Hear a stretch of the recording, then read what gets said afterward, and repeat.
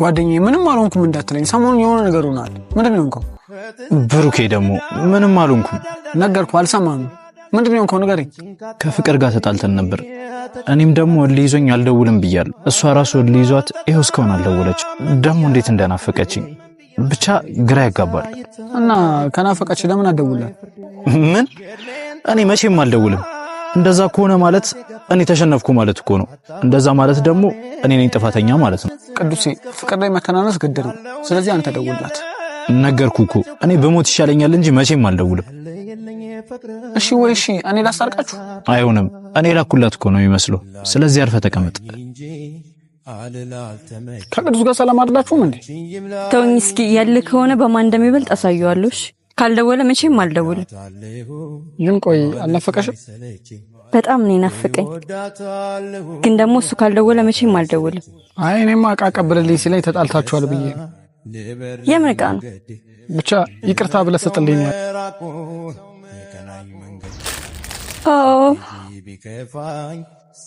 በጣም ደስ ይላል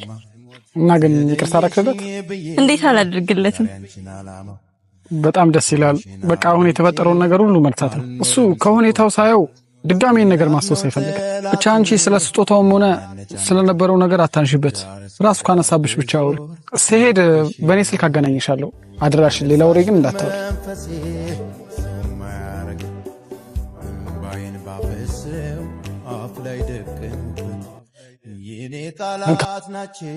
ምንድነው ማዚ ደውላልኝ እኮ ፈልጌ ነው ብላኝ ከዛ አገኘሁት ከዛ ስላንተ ጠየቀችኝና የተፈጠረው ነገር እንዳይደብር አደረገችኝ እና ይቅርታ በልልኝና ይሄን ስጠው ብላኝ ነው ምን ካዚናት ምደው ምንም ቢከዙበት ያዩበታል እንጂ ፍናይዙ ይሄን ሽቶ እንደምወደው ስለምታቅ በደካማ ጎኔ መምጣቷ ነው የምር አልጠበቅኩም ነበር በጣም ነው ደስ ያለኝ እና ይቅርታ አረክላት እንዴ እንደዚህ ያደርጋ እንዴት ነው ማለላት የምር በጣም ነው ደስ ቢለው ይሄው ፈገግታው ሁላ ተመለሰ ለዚህ ነው ጓደኛዬ ታረቅ ስለይ ነበር እኔማ ሁኔታውን አይቼ በኔ ስልክ አገናኝሻለሁ ብያት ነበር ልደውልላት ወይስ ትደውልላታለህ ችግር የለውም አሁን እደውልላታለሁ ግን ስለተፈጠረው ነገር ማሰብ አትፈልግምና ሁሉንም ነገር መርሳት ነው የምትፈልገው ለዛ ምንም እንዳትላት ስለተስጦታውም ሆነ ምንም ነገር እንዳትላት ራሷ ካነሳችልህ ብቻ አውራት እንጂ እንደበፊቱ ምንም እንዳልተፈጠረ አድርጎ ማውራት አረ ችግር የለውም አላነሳባትም በቃው ልደውልላት ዳኛ አይደለው አላለም በጫካ ምን ሽሬም ባለው ባይሳካ ብዙ ማልቀስ ባዳ ባይለመድ እንኳን ባንቻ ዘልብ ላይ እስቲ ያለው ድንኳን በቃ መለወጥ የሚባል ነገር የለም አይደል ኧረ አምላኬ ከዚህ ሀገር አስወጣኝ መቼ ነው እኛስ እንደሰው አልፉልን ከዚህ ሀገር ምን ነው ይሄኔ ውጪ ብንኖር ኖሮ አስቡ በዜግነታችን ራሱ ከፈለን ነበር እኔም እሱን አይደል እንደማስበው አሁንኛ ኖርን እንላለን በሴ እንዴናችሁ አማን ነው ፒስ ነው አረ ብሩኬ ጠፍተሻል ያው ሰሞኑን ትንሽ ስራ በዝቶብኝ እኮ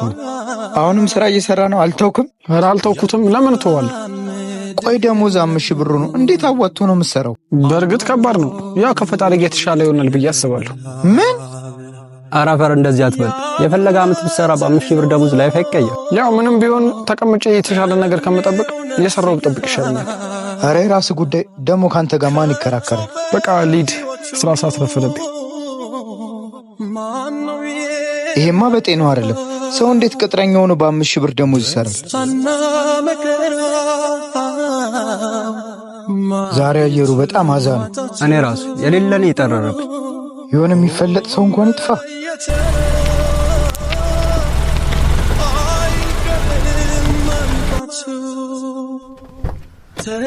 ተፈራቆሚነው በየራሱ ጊዜ ያንድ ቦይ ሆነ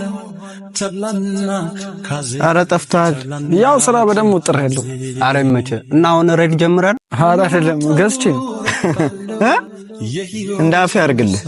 አረ ይደብራል የፈለገውን እኛን ለምን ተሰክሰና እቴቴቱት ገዝቼ ነው የራሴን እንዴ ነው በ5,000 ብር ደሞዝ መኪና የምትገዛው አሁንማ ፈጣሪ ይመስገን የተሻለ ለኔ የራሴን ሱቅም ከፍቻለሁ ምን አሁን ለማንኛውም ስራ ሰዓት እየረፈደብኝ ነው እንገናኛለን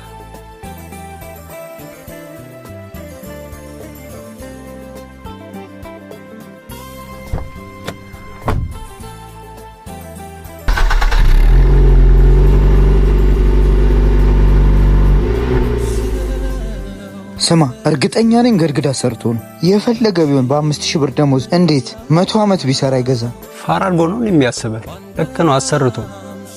ስማ አንተ ብሩክ ገድግዳ ሰርቶ መኪና እንደገዛ ሰማካ? ደግሞ ማን ነው ገድግዳ ሰራ ያለው? ተቀጣሪ የነበረ ልጅ በትንሽ ጊዜ ውስጥ መኪናና ሱቅ ሲከፍት ታዲያ በ5000 ብር ደሞዝ አይሆን? ሰው ከመሸከም ተነስቼ ነው ሀብታም የሆንኩት ሲሉ መሀሉን ለምን አይነግሩንም ብዬ ሳስብ ለካ እያሰሩ ነው። ለነገሩ የሚሰራ ሰው ሳይሆን ማይሰራ ሰው ነው አቃቂር የሚያወጣው። የሰው ልጅ ፈጣሪን ከያዘ ከደከመ ከጣረ ለምንድን ነው ቆይ የማይለወጠው? ብሩክ ዝቅ ብሎ መስራቱንና ደሞዙን አጥቶ በዛ ስራ የተነሳ ከብዙ ሰዎች ጋር የመተዋወቅ ኮኔክሽን ያገኛል።